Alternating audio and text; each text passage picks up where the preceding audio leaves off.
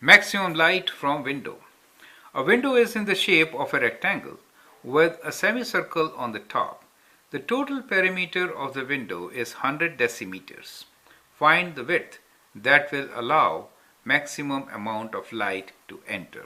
So let's kind of sketch this, right? So let's say this is a semicircle on the top, right? And then we have a window like this. So that's the window, right? It is in the shape of a rectangle with semicircle. So that is the window. Now let's write down the dimensions. So we say let the width of the window be 2x. I'm purposely taking width as 2x since I don't want to divide my... So this 2x, if you see from here, then the radius will become x. Do you see that? That's the reason I'm taking 2x as my width, right? Now that means r is the radius for my circular thing, correct? So what we can do now is, it says total perimeter of the window is 100. So perimeter is sum of these three sides and the arc, the semicircle, right? And let L be the length of this. So L is here also. And now how much is this surface? It is 2 pi r, circle is 2 pi r, half of 2 pi r. So this is half of 2 pi and r radius is x for me, this much. So 2 and 2 cancels and I've got this whole surface of pi x, right? So which is equals to pi x for me, right? So that is the top part. And therefore I can write down now that total perimeter of the window is 100. So I can write perimeter is actually equals to 2L plus 2x plus the circular, which is pi x, correct? And it is given to us as 100. So this equation really helps us to write one variable in terms of the other two, right? So from here we can actually find what L is in terms of the other two, pi x, correct? So what is L? So we can say, we'll say 2L is 100 minus, so we can take x common, right? And then write 2 plus pi in brackets divided by, so we'll take L divided by 2, correct? So that is length in terms of x for us. So that's the perimeter. Now what do we want to do? We want to find width that will allow maximum amount of light, that is area, right? Now area of this is area of the rectangular part plus area of semicircle. So rectangular path area is length times width, which is L times 2x, plus area of circular path is half pi r square.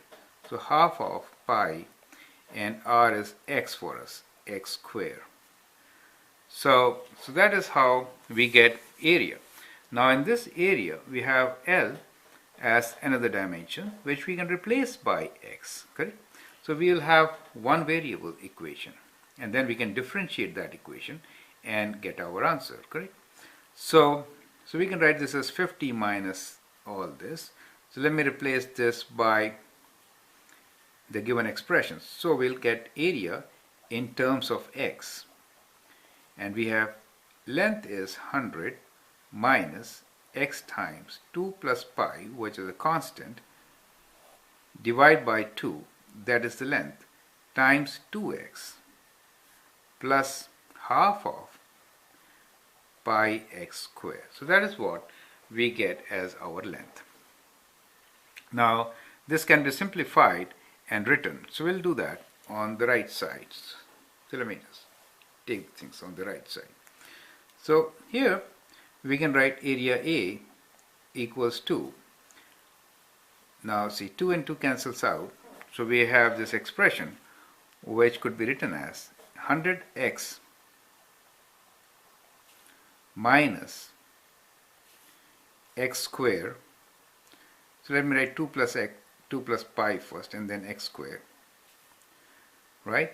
Plus half pi x square plus half pi x square. So this is my area A. Let me, just differentiate these parts. Okay.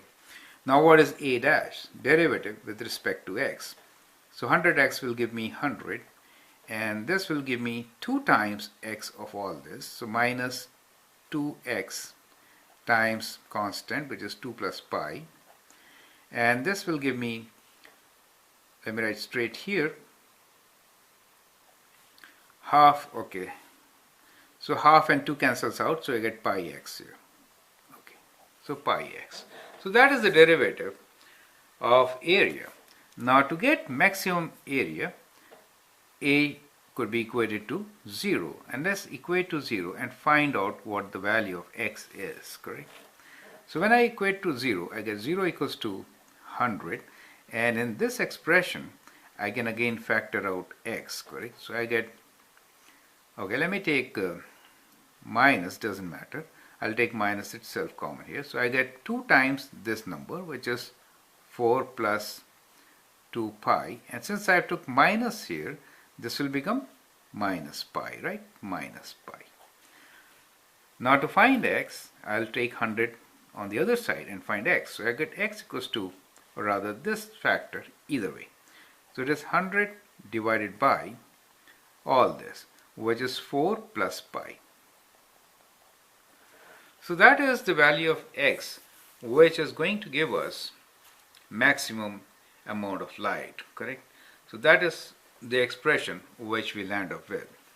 Now to show that this is the maximum, what we can do at this stage is find what are the other boundary conditions. So the perimeter is like this, and what we see from here,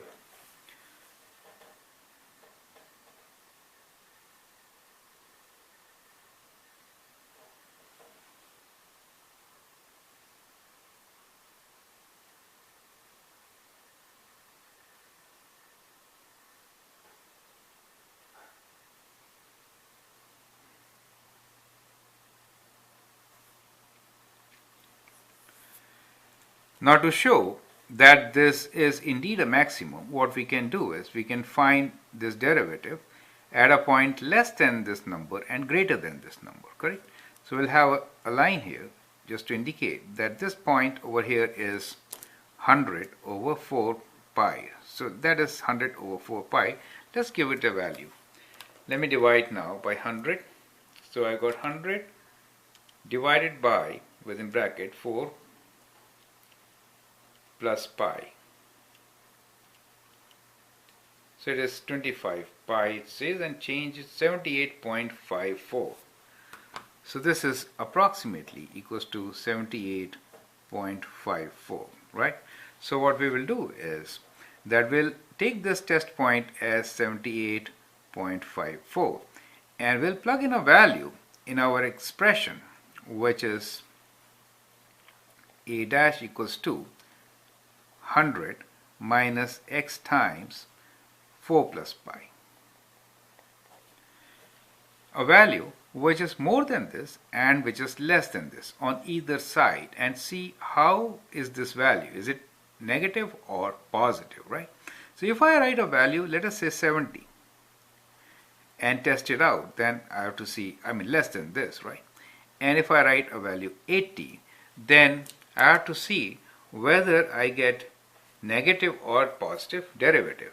So if I write 70 and calculate my value, then I get x minus, this is smaller value, right? Smaller value than 4 plus pi, correct? 100 over 4 plus pi, and therefore I get a positive slope here.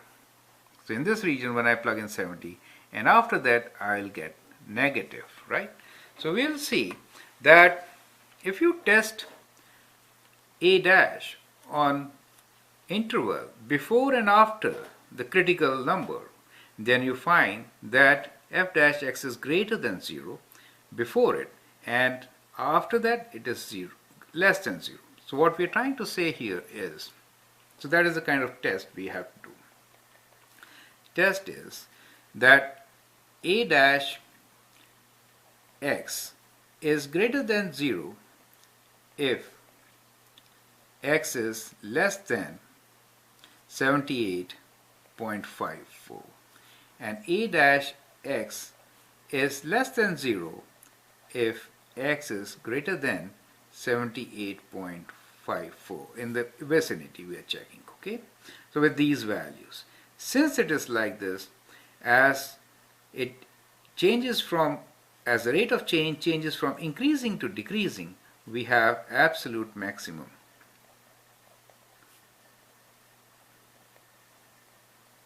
At this point.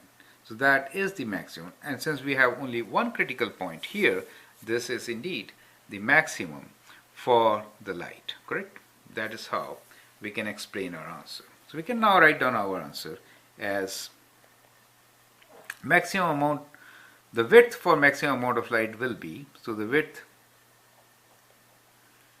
is 2 times x, remember that. So width will be equals to whatever we found times 2. So it is 200 divided by 4 plus pi. That is the answer for this question. So it is 2 times 78.54. So we'll write this as 2 times 78.54, which is approximately equals to 157. So which is approximately 157 decimeters. Okay, so that is the answer. Thank you.